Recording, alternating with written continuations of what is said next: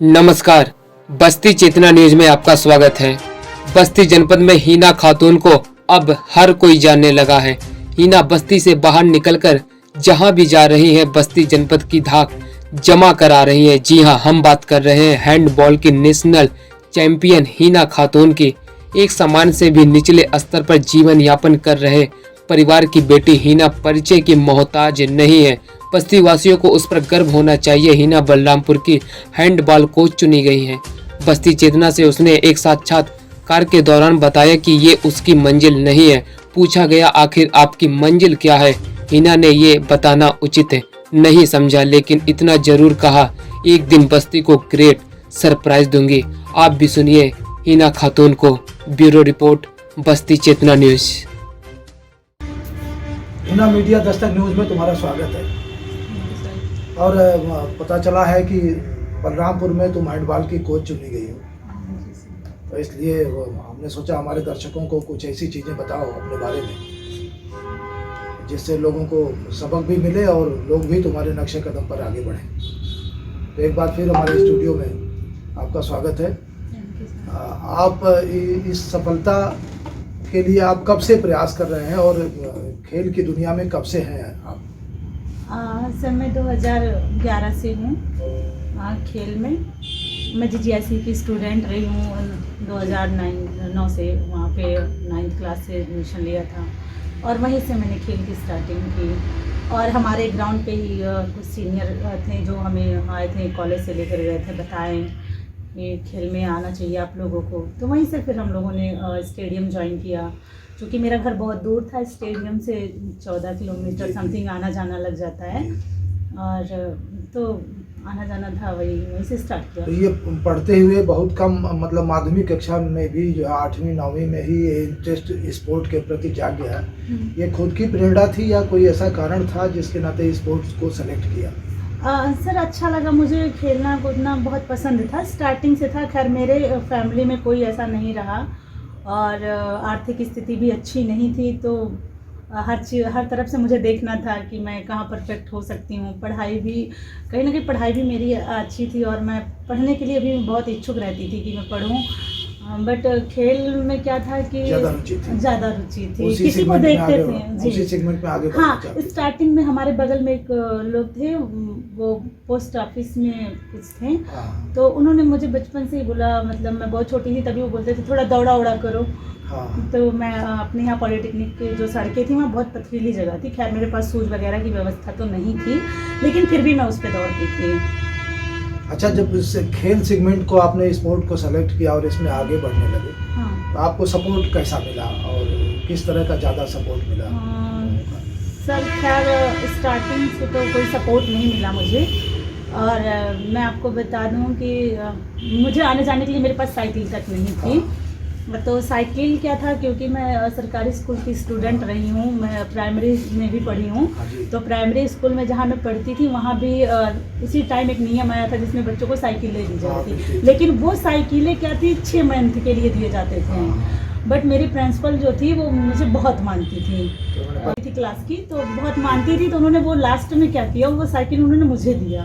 और वो साइकिल उन्होंने, जो भी था मेरी आर्थिक स्थिति ना ठीक होने के कारण, वो कभी उन्होंने मेरे से साइकिल मांगा परमानेंटली दे दिया। हाँ, उन्होंने मुझे दे दिया। उसी साइकिल से मैं 2014 तक 15 तक वो नहीं सॉरी, वो साइकिल से मैंने 2012 तक अप डाउन किया। 2012 में मुझे मायावती सरकार थी, तो उस सरकार में जब इंटर पास हुए तब मुझे साइकिल और पैसे मिले।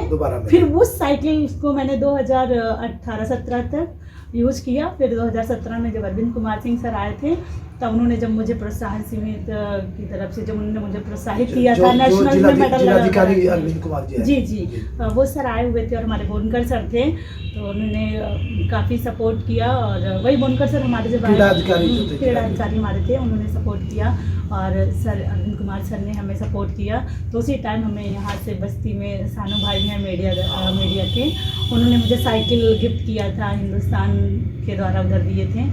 तो फिर उस साइकिल मैंने यूज किया। आज तक का ये रिकॉर्ड है कि मुझे साइकिल नहीं लेनी पड़ी, क्योंकि मेरी स्थिति भी नहीं थी और मैं ले भी नहीं सकती थी। पर भगवान कहता है ना कि आप संघर्ष करिए, वो रास्ता दिखा देता है। वही मेरे साथ रहा। मैंने जब भी जो भी चाहा, मेरी इच्छा रहती थी कि मुझे पढ़ना है, पैसे नहीं होते थे, कुछ नहीं होता था, लेकिन अगर मैं सोच लेती थी कि नहीं मुझे ये काम करना है, तो पता नहीं कहाँ से वो कैसे हो जाता, कोई ना कोई आ जाता। हाँ, मैं मतलब ऐसा हो जाता था। यानी कोच का और क्रीड़ा अधिकारी का, हाँ, और सभी समाज का, सभी का, हमारे, सभी हाँ, का हमारे मिला पहले जुला। कोच थे अनुराग सर, और हमारे अभी फिलहाल में जो हमारे सचिव हैं अजय सर, वो भी बच्चों का बहुत सपोर्ट करते हैं, खिलाते हैं, मतलब ले जाना टीम वगैरह। जी, जी, हाँ, जी। उन्हीं के अंडर में हैंडबॉल के बच्चे खेलते हैं। हमारे स्पोर्ट अफसर सर जब आए थे बोलकर सर, तो वहाँ से मुझे बहुत हेल्प मिली। अभी हिना हमको ये तभी से पता मुझे चला सब है, लोग जानने लगे। अभी ताजा मामला ये है, हमें पता चला है कि आप मुरादाबाद गए थे और हैंडबॉल की टीम की ओर से गए थे और धमाका करके आए। हमारे दर्शकों को बताइए हाँ। कि वहाँ आपने क्या किया और किस तरह का विनर आप बनी। सर हमारी बस्ती की टीम गई थी, और वैसे भी बस्ती की टीम हमारी हैंडबॉल में उधर लगातार 6-7 साल तक चैंपियन भी रही है।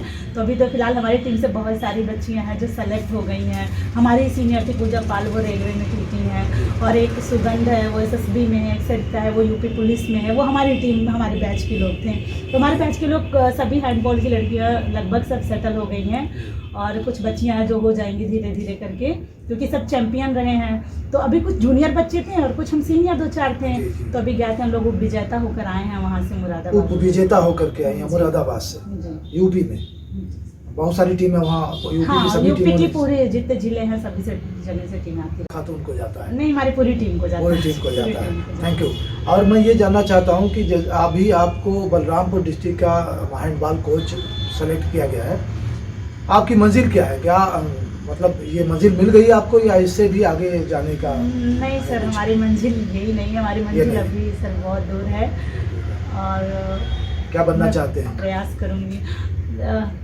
सर ये मैं अभी नहीं बताऊंगी मैं क्या बनना चाहती हूँ। मैं चाहती हूँ कि आप लोग के लिए सरप्राइज़ हो, और नेक्स्ट टाइम जब मैं आपके सामने इंटरव्यू दे रही हूँ और लोग सस्पेंस में भी रहे, वो जानना चाहें कि मैं क्या बनना चाहती हूँ, तो मैं चाह रही हूँ कि मैं बन के आऊँ और तब मैं बताऊंगी। वो सबके लिए सरप्राइज़ है। तो साथियों, बहुत सारा सस्पेंस हिना आप लोग खातून का की लाइफ में अभी कायम रहेगा, और अगले इंटरव्यू में इन्होंने बहुत सारे राज और अपने मकसद, अपना लक्ष्य बताने के लिए आपसे कहा है। आखिरी सवाल हिना, मैं ये जानना चाहता हूँ कि आप का आदर्श कौन है? जैसे आपने स्पोर्ट्स सेगमेंट को सेलेक्ट किया है, हमारे दर्शकों को 2 चीज़ें बताइए।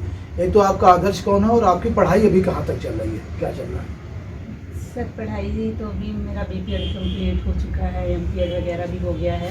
BPED MPED हो चुका है हाँ आपका? सर, वही हो गया, और अभी NIS के लिए मैं सोच रही हूँ। मेरे पास उस टाइम आर्थिक स्थिति ना ठीक होने के कारण मैंने NIS नहीं मैं कर पाई, क्योंकि जब मैंने MPED करना था तब भी मैं नहीं कर पाती, मेरा 1 साल गैपिंग भी होने का वो था। तो हमारे टीचर्स जो थे उन लोगों ने मेरी काफ़ी हेल्प की, नहीं आप पढ़ो करके उन्होंने मेरा एडमिशन भी करा दिया। तो इंस्टॉलमेंट में करके पैसे जमा किया गया, तो फिर वो हो गया MPED। लेकिन अभी NIS के लिए सोच रही हूँ, बट आगे देखूँगी, अगर अच्छी रही स्थिति तो करूँगी। अभी फ़िलहाल अभी तो मैं कोचिंग। अपना आदर्श बताइए हिना। सर आदर्श मेरे लिए क्या बताऊँ? किसको मेरा आदर्श सर मेरी स्थिति रही, वही मुझे मजबूत बनाया। जो नहीं, आप किसको देख के आगे बढ़ रहे हैं स्पोर्ट की दुनिया में? किसको आप अपना वो मानते हैं, मेंटर मानते हैं, या किसकी नकल करके या किसके नक्शे कदम पर आगे बढ़ना चाहते हैं? सानिया मिर्जा या कोई ऐसा स्पोर्ट का नाम हो जिसको बताइए, जो आपका प्रेरणा स्रोत हो। सर हमारे स्पोर्ट्स में तो लगभग जितने लोगों की मैं कहानी पढ़ती हूँ सबकी हमारे जैसी सभी से निकलती प्रेरित है। हैं। हाँ, मैं सभी से प्रेरित हूँ। जैसे हिमा दास हो गई, अभी ये छन्नू बाई हो गई, इनकी भी स्थिति बहुत कठिनदायक गई। अक्सर मैं इन सबकी पढ़ती मुश्किलों से- रहती हूँ, मुश्किलों सबकी से। मुश्किलों से ही घिरी है, और खिलाड़ी उभर के भी वहीं से आते हैं मुश्किलों से। अभी तक जो भी हमारे नीचे खिलाड़ी और भी हैं, जो भी हमारे जूनियर बच्चे हैं, और बहुत सारे मैंने खिलाड़ियों से जिनको भी देखती हूँ, अधिकतर सभी ऐसे ही स्थितियों से आते हैं। तो मैं तो सभी से निवेदन करूंगी, आपको जो भी खिलाड़ी मिले प्लीज़ थोड़ा सा सम्मान दें, थोड़ी सी बहुत अच्छा, उनके लिए अगर आपके पास कुछ है, अगर आप चाहते हैं कि हाँ मैं दुनिया में मैं भी एक इंसान हूँ, आपके पास थोड़ी हेल्प चाहते हैं कि हाँ मैं दुनिया में मैं भी एक इंसान हूँ, आपके पास थोड़ी हेल्प करने की आवश्यकता है, तो ज़रूर एक खिलाड़ी की मदद करें, क्योंकि खिलाड़ी हमेशा बहुत नीचे तबके से उभर के आता है। Thank you Hina. और हमारे जाते जाते हमारे बस्ती जनपद वासियों को क्या संदेश देना चाहोगी, ये 2 शब्दों में? हाँ सर, मैं ये ज़रूर संदेश दूंगी, क्योंकि अभी हो सकता हो हम लोग काफ़ी चीज़ों से जूझकर अभी बचे हुए हैं कोरोना काल से, और एक और बीमारी आ रही है, सुनाई दे रहा है ऐसा। तो हम यही कहेंगे, आप सभी पहली बात, हर इंसान जो पैसा कमा रहा है, जो नहीं कमा रहा है, और जिनके पास पैसे हैं, जिनके पास नहीं है, हर कोई सब और सभी लोग फिटनेस पे अपने ध्यान दें और अपने बच्चों को भी फिट रहने के लिए बोलें और खेल से जुड़ें। 1 घंटा अपनी बॉडी को, अपने शरीर को, अपने आप को दीजिए, हर कोई दे। मैं सभी से निवेदन करूँगी क्योंकि अभी कोरोना काल में जिनके पास पैसे थे वो भी दवा नहीं करा पाए और वही बच पाए जो फिट थे। तो हम कहेंगे, सभी से निवेदन करेंगे कि सभी लोग अपने फिटनेस पर ध्यान दें। तो साथियों, फिट रहिए, खुश रहिए और हिना खातून के दूसरे इंटरव्यू का हमें इंतजार रहेगा। Thank you Hina. Thank you.